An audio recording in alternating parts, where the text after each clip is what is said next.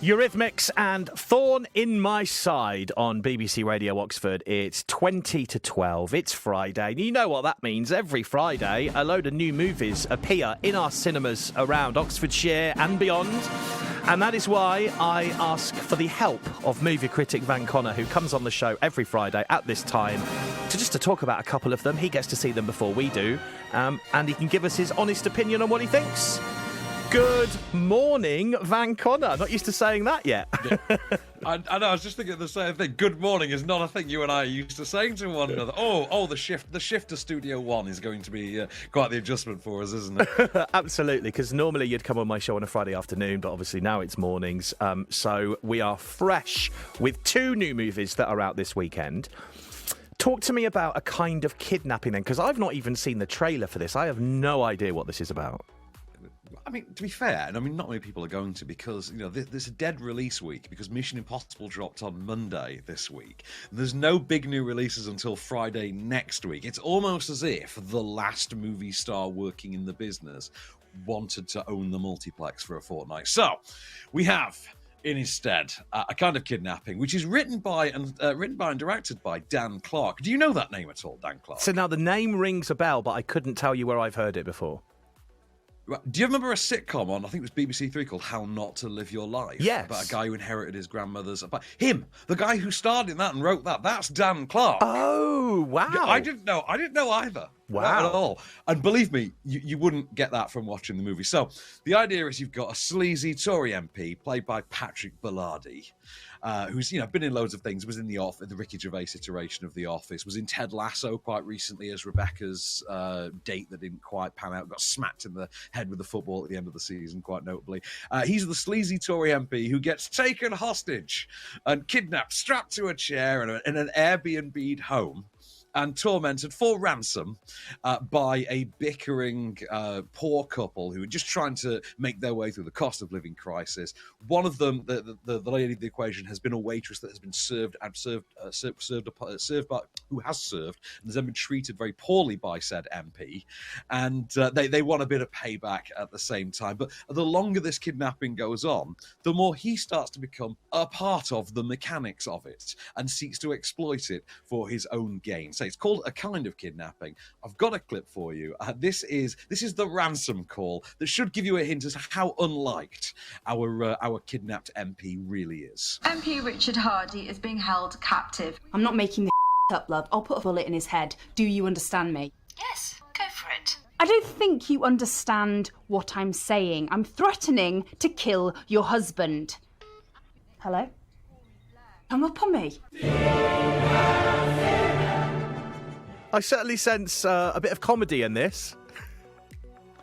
I think it's trying for... I'm saying Dan Clark being on there makes all the sense in the world. Because I was watching this, I didn't know it was Dan Clark. I was watching this thinking, does this think it's funny? And then I noticed it was Dan Clark. Yeah, he thinks it's funny because Dan Clark is a funny guy. I mean, he's missed the mark massively with this. You get the impression that this is something that, had it been a bit better thought out, had it spent more time in development, you could have really had something here. You could have had Teaching Mrs. Tingle for the cost of living crisis, the Tory cost of living crisis era. It doesn't quite work, though. And I say that as someone, I'm quite a fan of Kelly Wenham. That movie she was in, Double Date, a few years ago, I think she was absolutely brilliant in, and I enjoy her screen presence. Does not own it here. Everyone in the movie just comes across as quite obnoxious. Like, you would think Patrick Bellardi, of all people, could feasibly, really easily pull off being a joyous to hate Tory MP figure. Can't even manage that. Just comes across as a very thinly sketched archetype that's really interchangeable with a billion other types of these movies. And it doesn't quite come together. Mercifully, it is quite short. And you know how I feel about run times. Yes. I love a short movie. And this clocks in at a grand total of 83 minutes. 5 of those are credits, to be fair. So call it 78 minutes. Call it an hour and 18 minutes. But it really does feel like this was a sort of a one-shot BBC Three 45-minute type of thing, a 1-hour special on BBC Three that has just been blown up by an extra 20 minutes and shoved into cinemas. And really, let's be honest, we wouldn't be giving it the time of day if we hadn't already spent last week talking about the way, way superior Mission Impossible Dead Reckoning Part 1. So, yeah, I mean, if Dead Reckoning's sold out and you really don't want to just go and hang at the bar and wait for the next available screening, no, I wouldn't see this, if I'm honest. Okay. But if you do want to make your own It's mind a up, kind of rubbish. A kind of Kidnapping is a kind of rubbish. Let's just call it that. it is in cinemas from today, if you fancy that kind of thing. Finally, then, Squaring the Circle.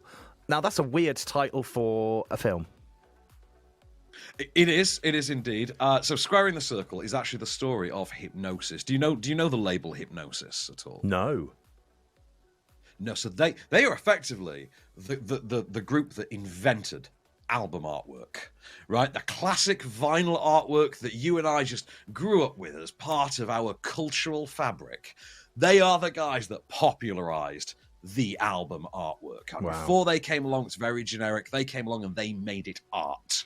So they are the guys that came up with all the iconic prog rock covers, all of the all of the 10cc's and Pink Floyd's and Genesis covers.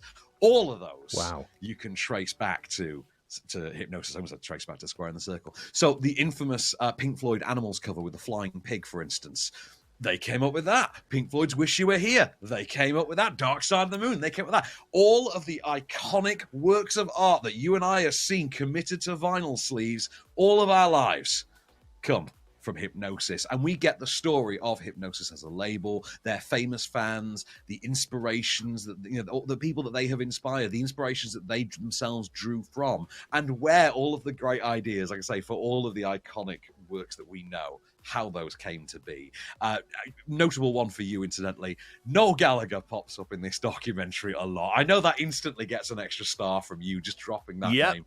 But Noel Gallagher, who brilliantly at one point sums up a conversation he had with his own daughter in which he says, I had a meeting about album artwork. She's like, what? He's, those little images you get on Spotify and iTunes. She goes, yeah. He went, yeah, that. She goes, they have meetings about that? And he's, yeah, and it costs $100,000, And yeah, because it's a lost art. It's just an avatar on Spotify nowadays. Anyway, so this is the story of Hypnosis. I've got a clip for you, which I think includes Noel at one point. Have a listen. This is dropping in cinemas from today. Vinyl is the poor man's art collection. Hypnosis created the most important artwork in the world. Paul McCartney called me up and he said, I want to put it on Everest. They represent the golden age of the music business.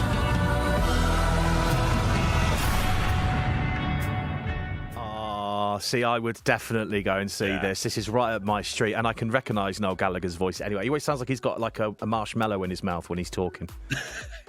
Kind of does. Very posh marshmallow, I'd imagine. But yeah, who's who? Murderers Row talent in there. Paul McCartney, Roger Waters, Robert Plant. Loads of people in there. Huge names. Yeah. And you'd say it's just a trip down memory lane, and having the story behind just these iconic images that have just been a part of your life, like the whole of your life, really, in our cases anyway. It's just a fascinating watch.